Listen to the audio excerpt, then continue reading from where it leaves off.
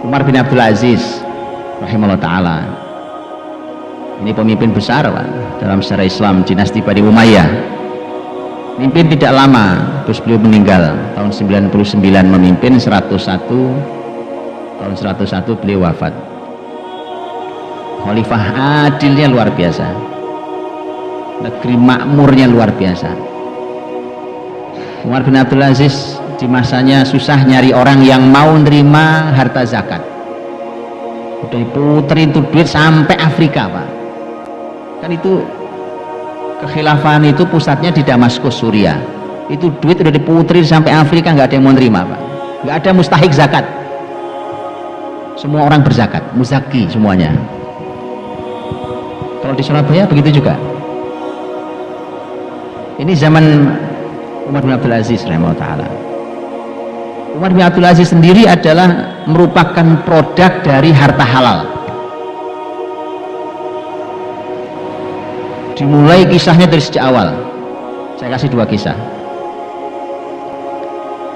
Yang pertama kisah yang sangat terkenal, yang Khalifah Umar radhiyallahu anhu jalan keliling malam-malam. Itu kebiasaan beliau sebagai pemimpin, itu beliau belusuan malam-malam, nggak ada temannya.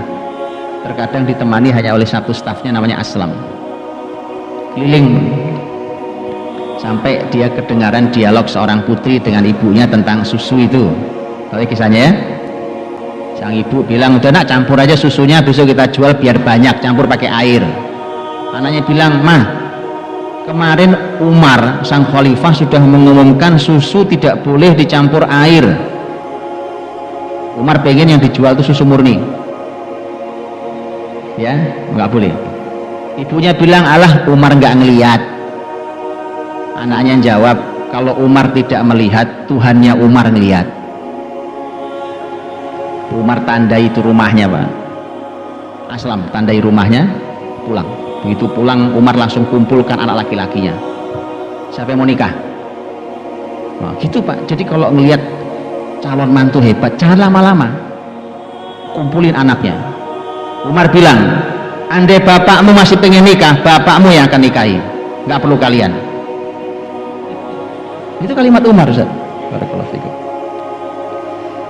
Kalau bapakmu masih pengen, bapakmu yang nikah, nggak usah kalian. Jadi kalau ada orang hebat-hebat, segera aja. Ternyata ada satu anaknya Umar yang angkat tangan, namanya Asim. Asim putra Umar. Kata Asim, saya belum nikah, saya nikah. Baik, saya nikahkan besok nikah Pak. Jadi bayangkan, anak presiden nikah sama putri penjual susu di pasar biasa.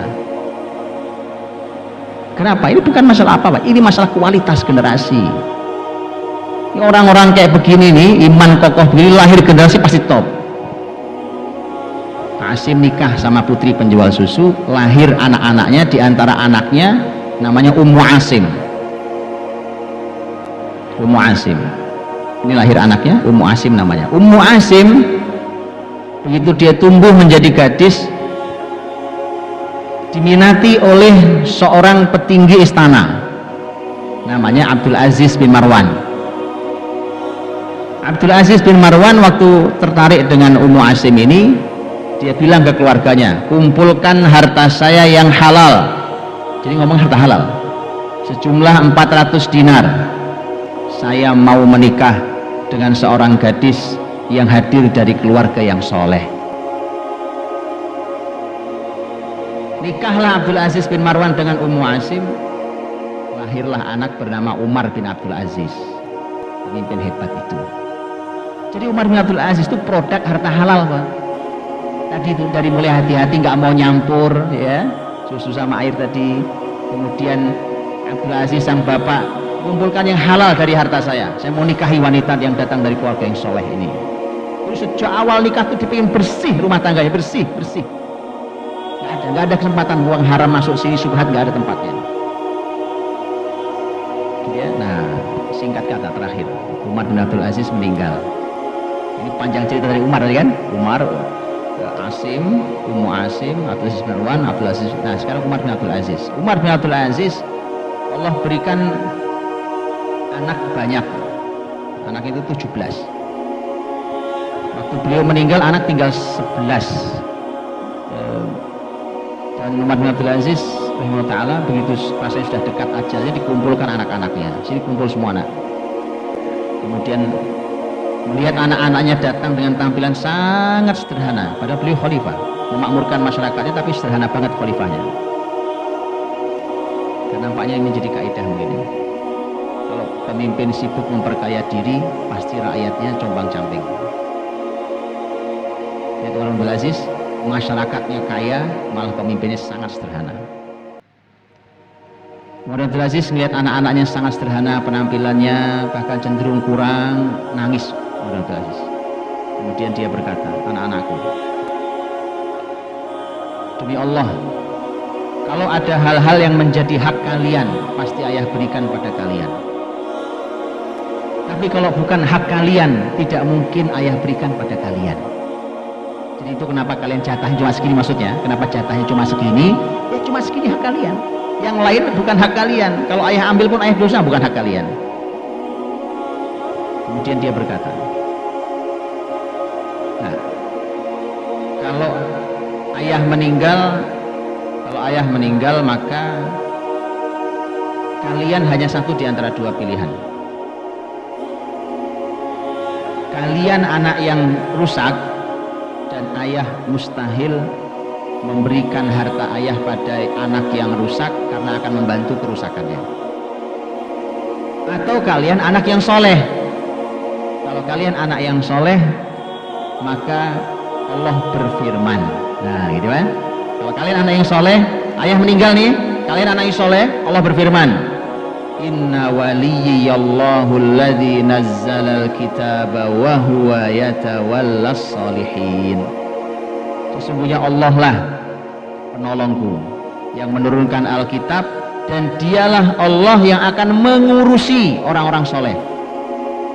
Nah, jadi kalau kalian generasi soleh, yang ngurusi langsung Allah lah. Tidak usah khawatir, bapak meninggal, harta tidak ada yang ditinggalkan, tetapi asal kalian soleh.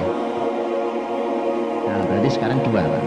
Kalau Al-Kahfi 82 yang soleh bapaknya, kalau yang kisah Umar bin Abdul Aziz ini yang soleh anaknya. Bapaknya juga soleh, tapi ini kisah tentang kesolehan anaknya. Karena nanti Umar bin Abdul Aziz meninggalkan harta cuma sedikit, yang laki-laki dapat warisan cuma setengah dinar, yang perempuan seperempat dinar. Setengah dinar itu cuma Rp1.000.000. Masuk khalifah warisannya cuma segitu, laki-laki cuma dapat Rp1.000.000 satu anak, yang laki-laki. Perempuan ya Rp500.000. Tapi harta halal itulah yang membuat anak-anak Umar bin Abdul Aziz telah menjadi orang-orang yang sangat berkecukupan. Bahkan salah satu anak Umar bin Abdul Aziz itu sekali infaknya pernah infak 950 kuda perang, dikasih modal harta halal.